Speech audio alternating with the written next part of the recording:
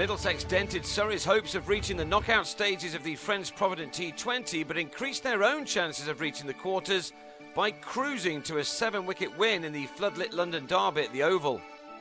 Surrey won the toss and batted, but made the worst possible start.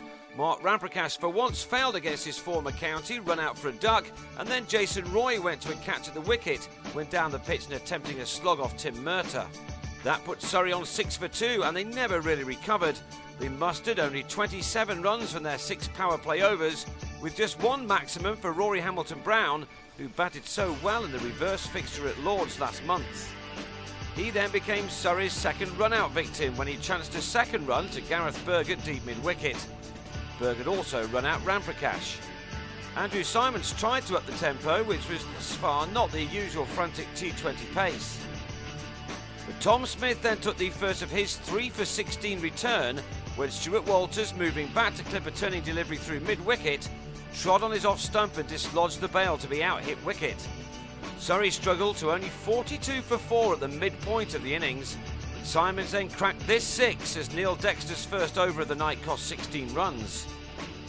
Smith then turned the course of the innings by dismissing Simons, who clipped a return catch on 19, and Yunis Khan, who went in similar fashion 3 balls later for 21, to leave the Lions on 62 for 6 after 12 overs.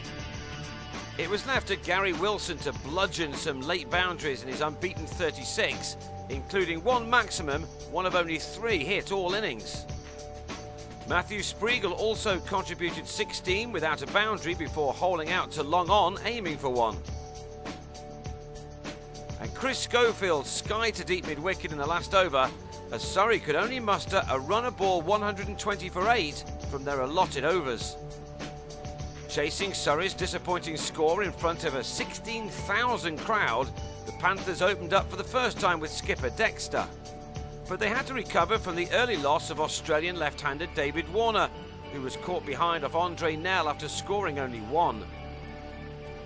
Dexter and Owe Shah then engineered a level-headed pursuit by posting a stand of 74 in only 10 overs for the second wicket to virtually take their side home at a canter. Middlesex had been hammered at home by their rivals in the same competition, so this was looking like very sweet revenge, as both batsmen batted sweetly. It took a stunning boundary catch by Walters to bring an end to Shah's 31-ball stay, in which he'd made 32, and carried his side to within 47 runs of victory with only just more than half of the overs used up. David Malan made only 4 before he pulled a long hop into the hands of deep mid-wicket to give Surrey a modicum of hope. But Berg saw his side home with a great deal of ease in one of Middlesex's best performance overall in the T20 this season, led by Dexter, who eased to an unbeaten 62 off 57 balls. Victory came with 2 full overs to spare by a margin of 7 wickets. It was an important one too for the Panthers.